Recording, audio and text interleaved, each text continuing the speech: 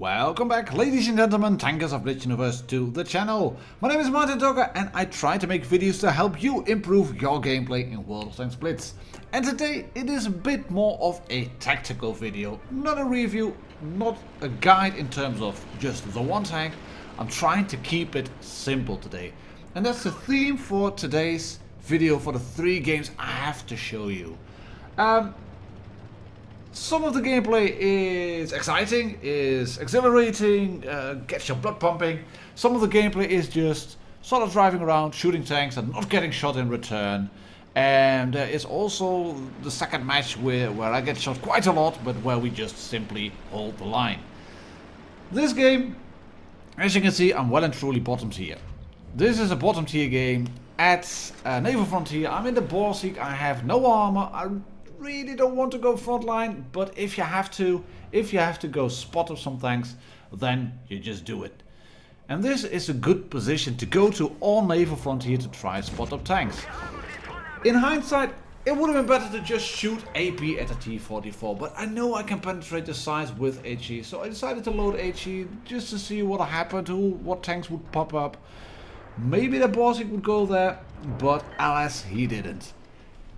And you can see what I'm trying to do here now. I'm just moving backwards. I'm noticing the top flank. Top corner. Northwest. That flank is falling. We've got tanks around the sea cap. And my waffle track is asking for help. And if tanks push that flank above A, they're not capturing A at the moment, then usually they will go rush in over here and try to kill the camping tank destroyers that are in the position where the waffle tractor is currently. So I'm setting up over here, and all I'm doing here, it's nothing fancy, it is nothing special. All I'm doing here is making a crossfire, and I'm waiting. Camouflage net is up, got AP load and thinking, right, they're not moving in. Oh, they are moving in, right, backwards, backwards, backwards. Which tank is coming in? It is the waffle. Just wait for him, shoot him, kill him. And then swap out of sniper mode. I go back, I switch. I can notice tanks moving towards the B cap. I can see that IS-8 rolling in. I'm not popping adrenaline yet because I'm reloading in time. Just to kill the IS-8. Den habe ich fertig gemacht. Yeah, that is 2 kills. And we just held the flank here. And this was, well, campish in a way maybe. I went forward, I spotted up, I then noticed the lurver coming towards the B cap. And I also noticed this SU-122 54 right up the ass. I noticed him rolling in.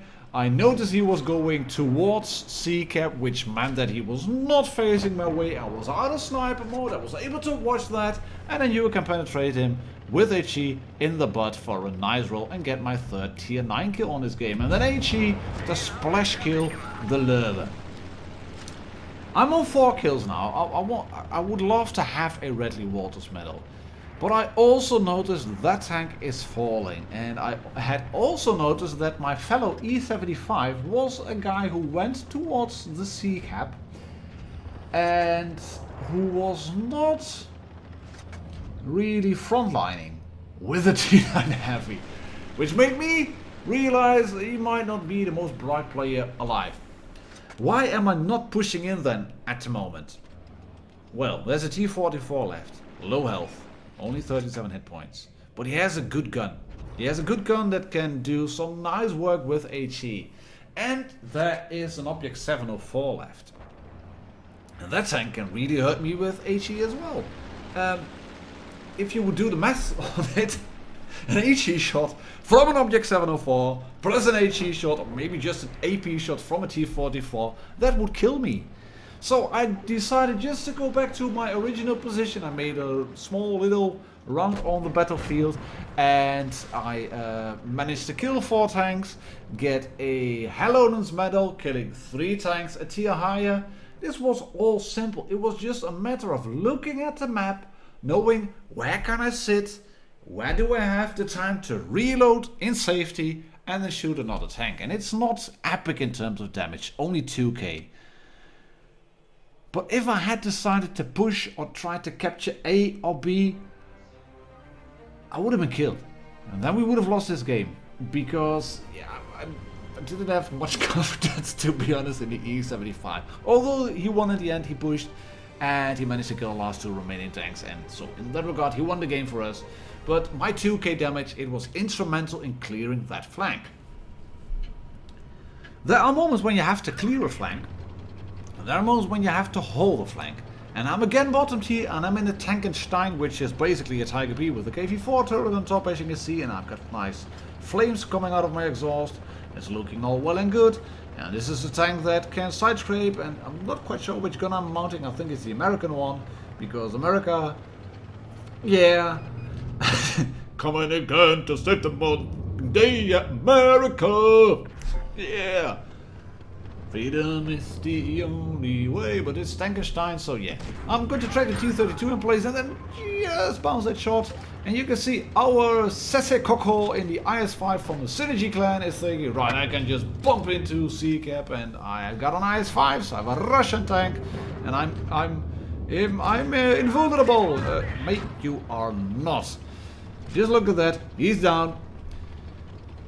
Why?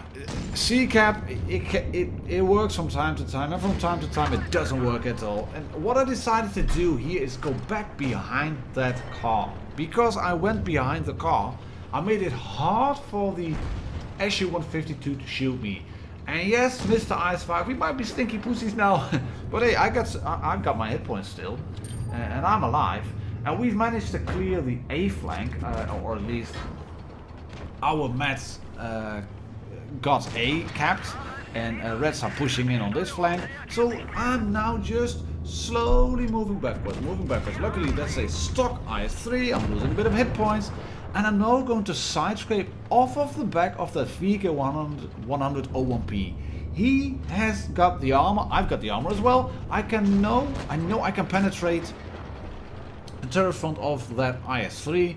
I don't even really need AP. I think I'm running calibrated shells on this tank actually. And you can see I'm just here trying to retain my hit points. Hello IS-3, can I shoot you? Through the turret, just aim slightly to the right. Yes, there we go, straight through. He's at 130, and that means that I can now start work on the next tank. I'm trying to get tanks down in hit points as much as possible. So I'm going to shoot this IS now, or SU, and I move behind the next building. And you can see I'm just slowly edging backwards, ever so slowly, into another strong position. And we are 2 tanks down, but we have a cap running, and our mats are clearing the flank. And I can now side scrape to the Löwe, and I can side scrape to the IS-3, and I knew he was stuck, so I was happy to take that shot. I bounced that shot. That SU-152 of greens is a bit in the way, but I'm fine over here actually. I still have my hit points, and as long as I don't get obliterated by that SU-152 in the side, I should be fine. And this shot, it just about feathers in. Who decided to put that big concrete plate in over there? That wasn't... we didn't agree on that. Going to shoot the Löwe in his cupola, and he's then going to shoot my turret top in return, because he's aiming for that. I can shoot him, get him down to 94 hit points, and then the VK3002D finishes off.